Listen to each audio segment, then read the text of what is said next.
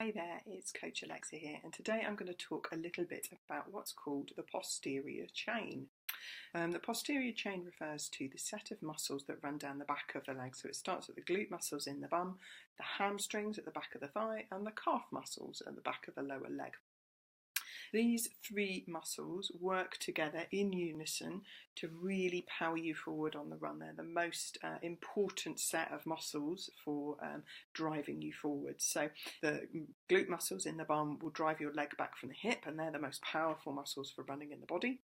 The hamstring then ever so slightly drives the hip backwards as well from the hip, but also just starts to bend the knee as that leg starts coming up back and round.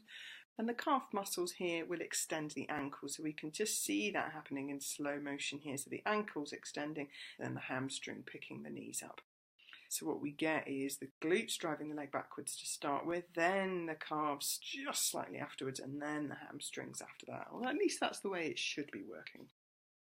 And this gentleman here is running relatively slowly, so that movement would be a little bit more powerful and a little bit more noticeable if he was running a bit quicker.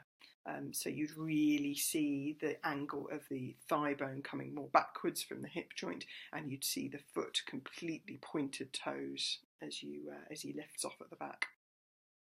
The interesting thing about this chap, though, when you look, is he demonstrates quite a popular little subtlety that a few runners show, particularly if you spend quite a lot of your time sat down at a desk or in a car.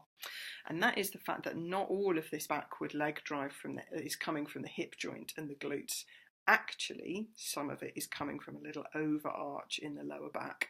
So that can lead to a few little back problems, and also the muscles around the back, they're built for stability, they're not built for power. What you really want is the big powerful glute muscles in your bum to be driving you forwards. So if we look at this chap when he's here, he's relatively upright, yeah, and there's a tiny little natural curve in the low back, but not too big. If we move him backwards, you can see at this point where he's just about to put off, that curve in the low back is really quite pronounced. So we can see a little bit more detail when we look at these two sort of snapshots of his running form. So again, in a normal kind of running posture, he's got quite a straight, upright torso with a slight forward lean and just a slight natural curve in that low back. However, when he's pushing off, that lean has gone forward slightly, which is fine, but actually that's partially because that curve in the low back has got much bigger. So we just wanted to watch out with this chap and make sure, give him some cues to improve core strength, so the whole torso strength, so that low back was really nice and stable while he was running, and also work to improve glute activation and strength. So there's a few different exercises and tips that you could use to do that. If you want to find out more, drop me a line via email or via social media, and I can share some more information about how you might do that. But that's kind of the key importance here about this posterior chain, getting the glutes, the calves and the hamstrings to all work together really nice and snappily every time you push off.